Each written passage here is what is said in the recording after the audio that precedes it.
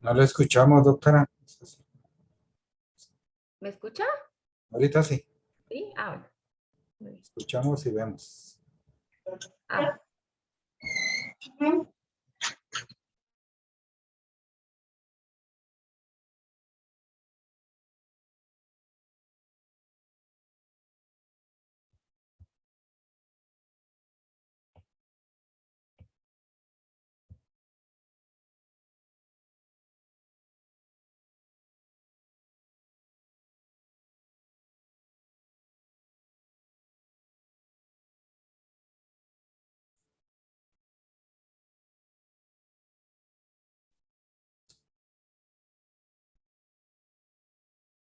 Pues gracias por acompañarnos, doctora.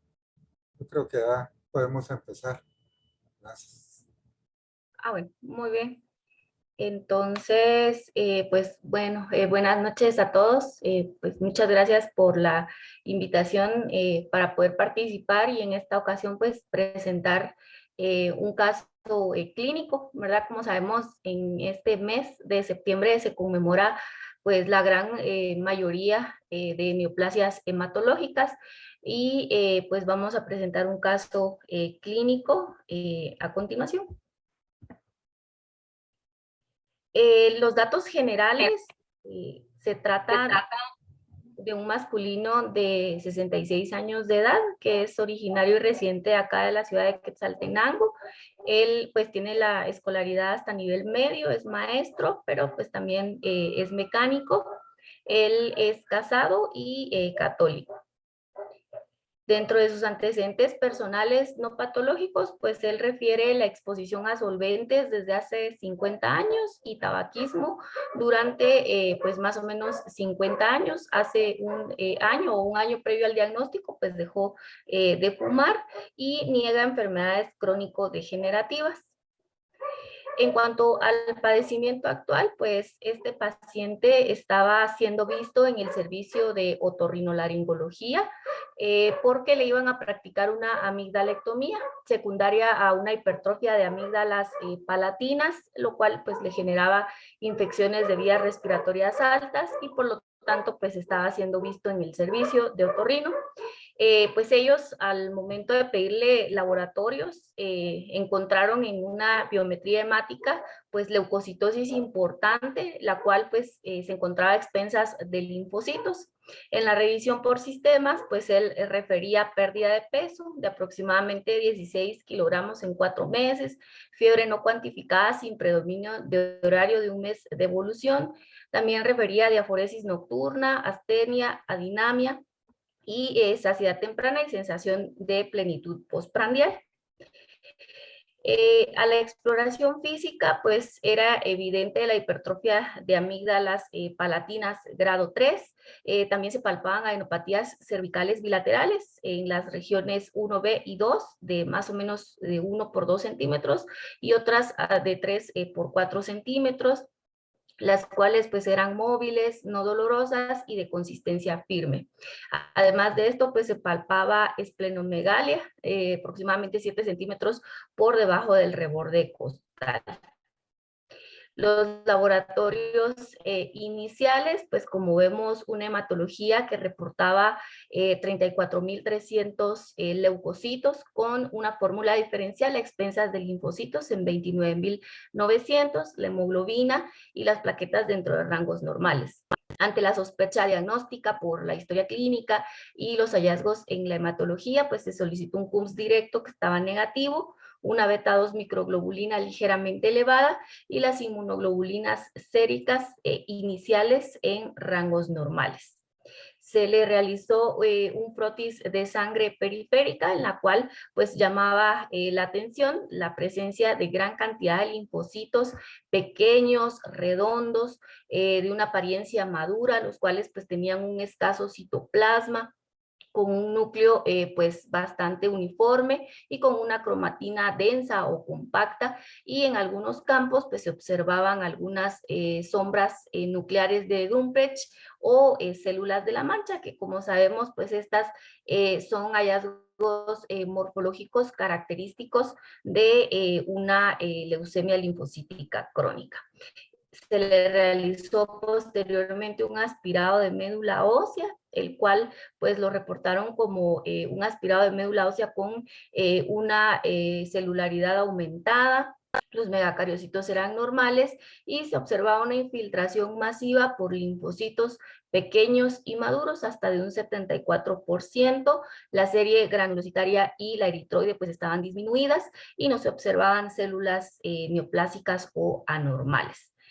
Posteriormente se le solicitó un inmunofenotipo de sangre periférica por citometría de flujo, en la cual pues se encontraron una población de linfocitos B clonales que representaban más o menos un 92% de la población celular, con una expresión fenotípica positiva para CD5, para CD19, las cadenas lambda estaban positivas, un CD20 positivo heterogéneo y también el CD23 positivo.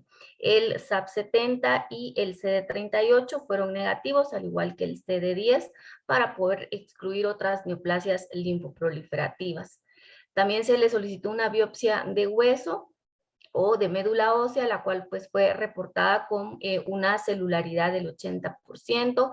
Esta pues tenía la presencia de las 3 series hematopoyéticas con pues un predominio de linfocitos con apariencia madura, formando un patrón mixto, tanto intersticial como nodular.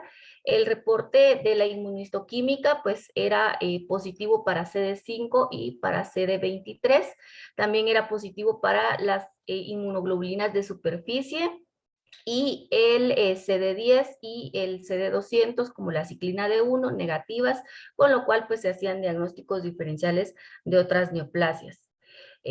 Por los datos que llevábamos hasta el momento, se le solicitó un cariotipo, el cual pues se realizó en 20 metafases, encontrando un cariotipo XY sin alteraciones numéricas o estructurales. También se le solicitó un FISH, el cual fue negativo para la deleción de 17P. En cuanto a los estudios de imagen, pues el paciente presentaba un engrosamiento de las amígdalas palatinas con una disminución del calibre de la vía aérea. También pues reportaban múltiples ganglios cervicales bilaterales prácticamente en todas las regiones y también se observaron ganglios mediastinales, subaórticos y precarinales, ganglios axilares bilaterales. El hígado pues era de tamaño normal y el vaso se encontraba aumentado de tamaño en su eje longitudinal hasta de 19.8 centímetros. También reportaban ganglios retroperitoneales y ganglios en la cadena ilíaca externa también bilateral. Entonces, pues como vemos acá en esta diapositiva, tenemos los diagnósticos, los criterios diagnósticos para una leucemia linfocítica crónica establecidos por la Sociedad Internacional de LLC, en donde pues el paciente cumplía prácticamente con todos los criterios. Teníamos una linfocitosis en sangre periférica mayor a 5.000, también los linfocitos pues eran maduros, más del 30% en el aspirado de médula ósea, y el inmunofenotipo pues era compatible con una leucemia linfocítica crónica. Entonces se hizo el diagnóstico, el paciente fue clasificado con un riesgo intermedio según la clasificación del pronóstico internacional de LLC, porque se le asignó un punto por la edad y por el estadio de Wright, ¿verdad? Como sabemos, la de lesión del 17P estaba negativo, entonces pues no se asignó ningún punto. No se pudieron medir los genes pesados de las cadenas variables de inmunoglobulina mutadas, porque pues no teníamos acceso a ellas, pero pues como lo dice la literatura, teníamos un SAP70 negativo y un CD200 también negativo, lo cual pues hacía suponer que las cadenas pesadas de inmunoglobulina estaban negativas y tampoco se le asignó punteo por la beta 2 microglobulina. Entonces era un paciente con un riesgo intermedio, con una tasa de supervivencia global a los 5 años, más o menos de un 54%. En la clasificación de Ray y Binet, que son características de una leucemia linfocítica crónica, pues fue clasificado como un Ray 2 y un Binet B por la esplenomegalia y por la cantidad de adenopatías que tenía. Y un CIRS score de 3 puntos que pues nos evaluaba la funcionabilidad del paciente.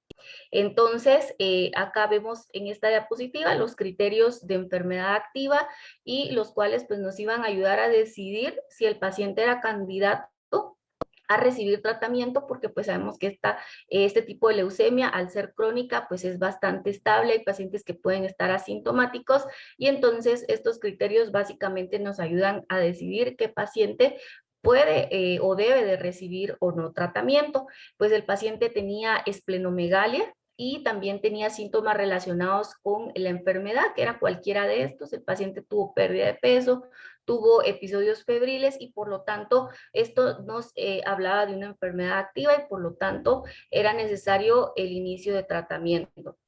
Entonces, pues básicamente en este algoritmo vemos que el tratamiento de primera línea en el pacientes, pues es el FCR, que es fludarabina, clorambucil y rituximab, pero en aquellos pacientes mayores de 65 años, como el caso del paciente que estamos presentando, pues también se puede hacer uso de la bendamustina y un anti-CD20. Entonces, a este paciente de tratamiento se le inició el esquema de obinutuzumab más bendamustina.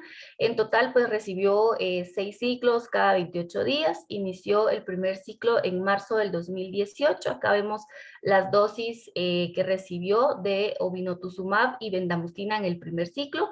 Y como vemos en el otro lado, de los ciclos del 2 al 6, las dosis que recibió, prácticamente el paciente toleró bastante bien el tratamiento, no tuvo reacciones adversas durante las infusiones y el paciente terminó el tratamiento, los 6 ciclos, en agosto del 2018.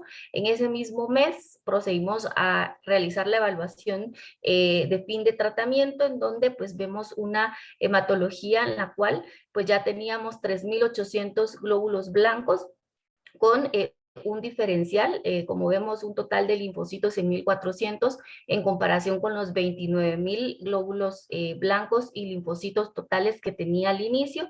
Sin embargo, después del tratamiento vemos una neutropenia grado 1, también la hemoglobina y las plaquetas disminuyeron un 10% con respecto a la hematología inicial y por lo tanto se clasificó como una toxicidad hematológica grado 1 por la neutropenia y este descenso leve de hemoglobina y plaquetas. Sin embargo, pues los linfocitos totales dentro de límites normales, el CUMS directo seguía negativo porque pues sabemos que estos pacientes pueden llegar a presentar ya sea anemia o trombocitopenia de causa autoinmune. 2 meses después se evaluó la respuesta al tratamiento en octubre del 2018. El paciente pues ya no presentaba enopatías, ya no tenía esplenomegalia, ya no refería síntomas B y el conteo absoluto de linfocitos en ese momento era de 2100, ¿verdad? Las plaquetas y hemoglobina normales. Se le realizó un aspirado de médula ósea 2 meses posteriores al fin del tratamiento, evidenciando únicamente un 10% de linfocitos pequeños y maduros, ¿verdad? Entonces fue catalogado como una respuesta completa a este esquema de tratamiento y como vemos en esta diapositiva tenemos la evolución del recuento total de linfocitos. Vemos al inicio, pues tenía 29.000 linfocitos totales, cuando se inició el tratamiento se vio un pequeño incremento, pero a lo largo de los meses vemos cómo pues tuvo un descenso del recuento total de linfocitos, siempre en rangos normales, y el paciente actualmente se encuentra en vigilancia y asintomático. Entonces, pues ese sería el caso. No sé si tienen alguna duda o algo para que podamos comentar sobre este tipo de leucemias.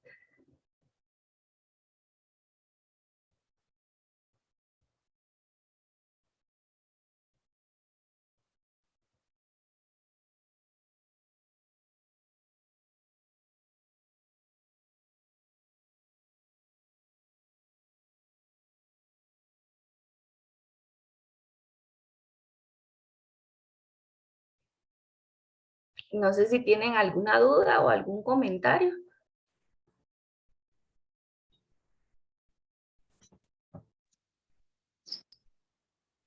Muy buenas noches, doctora. Le habla Karin Archila. ¿Me escucha? Sí, buenas noches, sí, sí, te escucho. Entonces, doctora, eh, o sea, entiendo que es una linfocitosis, o sea, sería una leucemia crónica porque las células son maduras y porque, como lo mencionaba usted, el 30% de las células en la médula se encontraban maduras. Sí, pues bueno, el punto de que este tipo o en este paciente sea una leucemia linfocítica crónica es porque pues al inicio pues los síntomas eran prácticamente indescriptibles. Fue un hallazgo incidental prácticamente porque él estaba siendo visto en otro servicio, pero lo que nos hace sospechar o llegar a este diagnóstico, pues es que al inicio la hematología va a tener linfocitosis, ¿verdad? Una linfocitosis persistente, arriba de 5,000 linfocitos totales, y los hallazgos morfológicos, ¿verdad? Pues tener linfocitos maduros, no son blastos, no son células neoplásicas, sino son linfocitos maduros, prácticamente normales, pero aumentados en cantidad.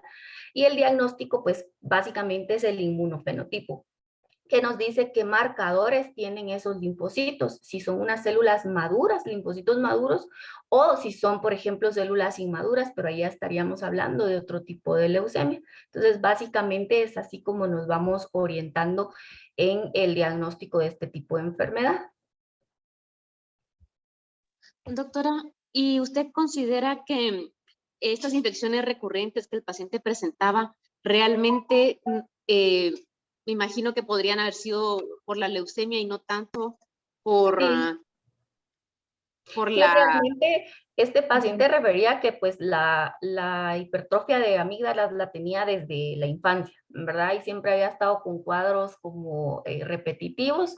Yo creo que pudieron haber influido las dos cosas, ¿verdad? Porque desde la infancia tenía ya episodios recurrentes de infecciones, y realmente pues este tipo de leucemia es más de los adultos mayores, ¿verdad? Entonces yo creo que más fue un hallazgo incidental. Si a él no lo hubieran operado o no lo hubieran ido a hacerle los laboratorios, creo que nunca hubiera él referido mayor sintomatología. Y lo último, usted refirió inhalación de solventes, o sea, ¿esto es por el trabajo? Porque era O, mecánico. ok, ok. Ajá, sí, Bueno, sí, sí, muchísimas era gracias. mecánico, entonces pues por eso lo pusimos dentro de los antecedentes. Gracias, doctora. Gracias. Gracias. Sale que algunos tienen bloqueado el micrófono, pero no tenemos bloqueado ninguno. Sí. Ok. Bien. Cerro y Lance, ¿nos escuchás?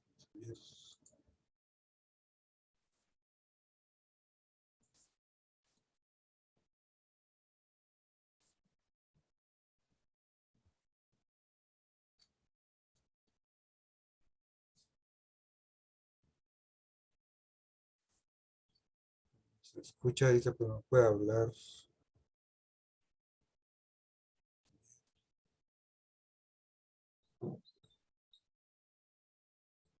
Doctora, y para eso nos podemos quedar satisfechos con la morfo nada más. Ya no. Sí, fíjese que este tipo de leucemia incluso, pues la morfología es como que la clave del diagnóstico, pero sí siempre se recomienda hacer un inmunofenotipo para poder diferenciar que sean células maduras, linfocitos maduros y no blastos, porque las leucemias linfoblásticas agudas, las L1, a veces se pueden llegar a confundir con los blastos porque son pequeños, redonditos, a veces no se le ve el nucleolo. Entonces siempre es importante hacer ya sea inmunohistoquímica o inmunofenotipo para tener el diagnóstico. Y con esos tratamientos ya están disponibles aquí en Guate, doctora. Sí, verá que aquí en Guate tenemos varios esquemas y varios medicamentos que pueden ser bastante beneficiosos para el paciente. A él se le dio este porque pues fue ingresado a un protocolo, entonces por eso recibió los dos medicamentos, pero sí tenemos acceso a tratamiento para esta enfermedad.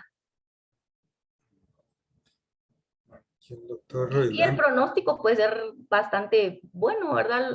Generalmente los pacientes no tienen mayor sintomatología, lo único es que sí tienen una linfocitosis persistente, pero sí tienen muy buena respuesta al tratamiento. el doctor Roilán es el jefe de docencia del INCAN. Ah, muy bien. Se puede, no lo escuchamos, él sí nos escucha, pero no puede hablar. Dice. Entonces dice, la pregunta dice, de acuerdo a la sintomatología, ¿qué es lo básico dentro del diagnóstico? ¿Cómo diferenciar una reacción leucemoide de un proceso infeccioso y una enfermedad leucémica? Con el Sí, diferencial para interpretar la hematología. sí, esto es algo también bien importante porque a veces, pues, pacientes se presentan con leucocitosis, ¿verdad? Linfocitosis y puede ser también una leucemia linfoblástica aguda, pero la clínica es también bien importante porque en una reacción leucemoide, si estamos hablando de una leucemia aguda, la clínica es mucho más reciente, pueden presentar fiebre, astenia, dinamia, van a presentar síndrome anémico, la trombocitopenia también, y pues obviamente en una leucemia crónica pues es bastante diferente, los pacientes pueden llegar a estar asintomáticos o ser un hallazgo incidental o desde hace mucho tiempo. Incluso dentro de los criterios diagnósticos es que la linfocitosis sea persistente, ¿verdad? Por más de 3 meses. En cambio, si fuera una reacción leucemoide o algo agudo, pues el paciente no va a esperar tanto tiempo, ¿verdad? Y pues lo primero, la interpretación de la hematología, ¿verdad? Los pacientes con LLC rara vez van a tener trombocitopenia o anemia, y si la tienen, pues es muy leve. Ahora, si fuera una leucemia aguda por una reacción leucemoide, pues estos pacientes tienen trombocitopenias severas, anemia, que incluso eso es lo que los hacen consultar, ¿verdad? Y la morfología, que pues es bastante importante. Y la edad también, ¿verdad? Porque las leucemias agudas son más comunes en personas adolescentes o adultos jóvenes, a diferencia de la LLC, que es de adultos mayores.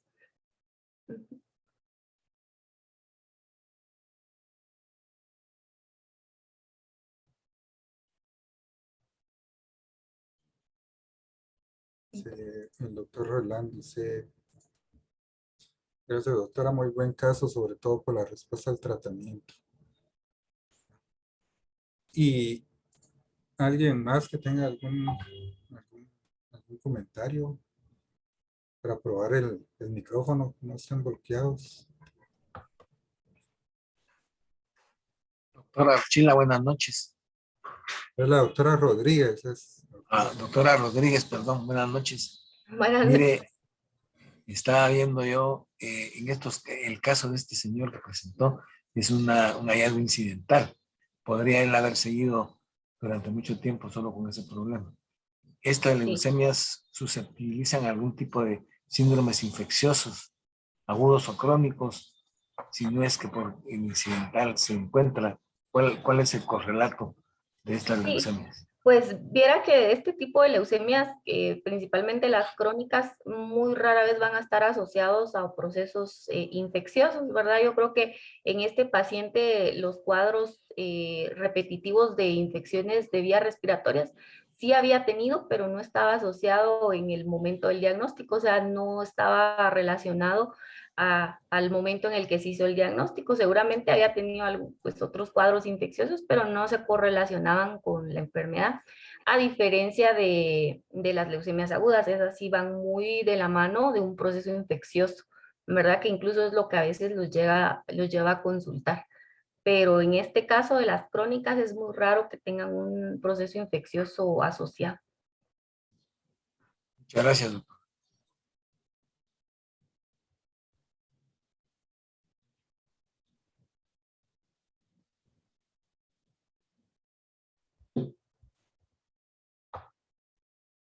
¿Quién más? Y las pruebas de citogenética también las hacen aquí, doctora. Sí, el IX tiene citometría de flujo y también pues por lo privado se hace citometría de flujo. Y la inmunohistoquímica que también ayuda si no se tuviera acceso a la citometría. Ujú. Pero sí, sí tenemos cómo diagnosticarlas y cómo tratarlas.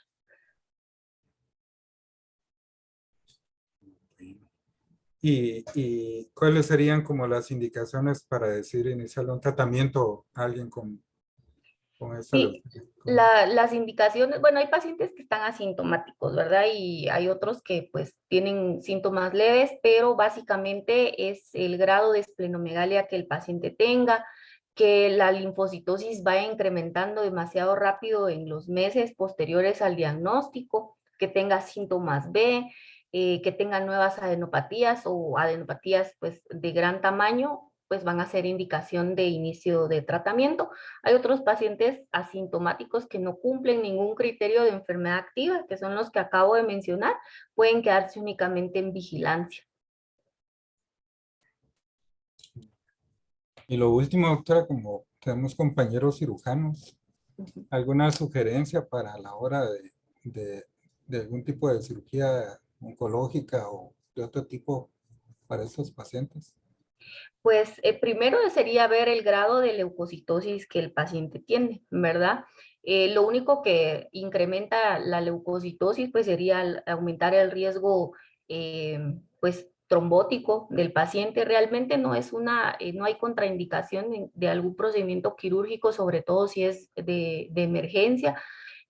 Pero sí se tiene que tener pues adecuado manejo de la leucocitosis, que es lo que pues básicamente estos pacientes tienen, ¿verdad? El mayor riesgo de trombosis y todo esto, pero realmente contraindicación en ellos no hay.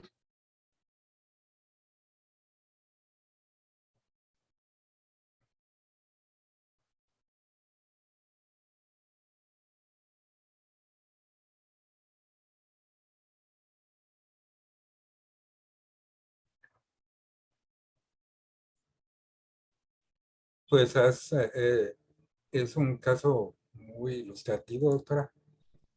Realmente cuando escuchamos a personas tan preparadas, nos sentimos contentos que ya no tengan que venir los pacientes acá a la capital, sino que puedan tener un adecuado diagnóstico y planes terapéuticos, ¿verdad? Realmente eso es satisfactorio pues, siempre aprovechamos para felicitarlos por la labor que realizan. Muchas gracias, doctor. A ustedes también, muchas gracias y por la invitación también, muchas gracias. Pues si Ana tienen alguna otra comentario o pregunta,